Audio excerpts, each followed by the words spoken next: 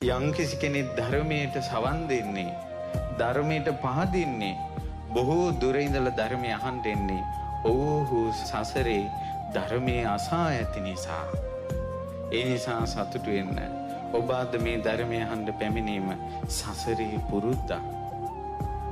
මේ පුරුද්ද කල්පයක් නිරේ වැටෙන පාප කර්මයකට ලක් වෙන්නේ නැතුව තුනුරුවන් සරණින් බේරිලා හිටියොත් ඉන්ද්‍රිය ධර්මයන් මෝරා ගිහිල්ලා නම් දෙවියන් අතරදී හෝ ධර්මය අවබෝධ කරાવી.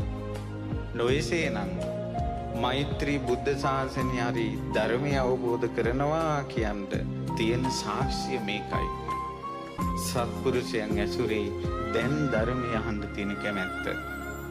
ඒ නිසා ඔබට ඔබගේ දැසට අපිව නොපෙනුනාට, ඈතක හිටියත් රූප රාමුවක්වත් නොපෙනුනාට ඔය සවම්පත් වලින් බණපද අහන එක ගැන සතුටු වෙන්න.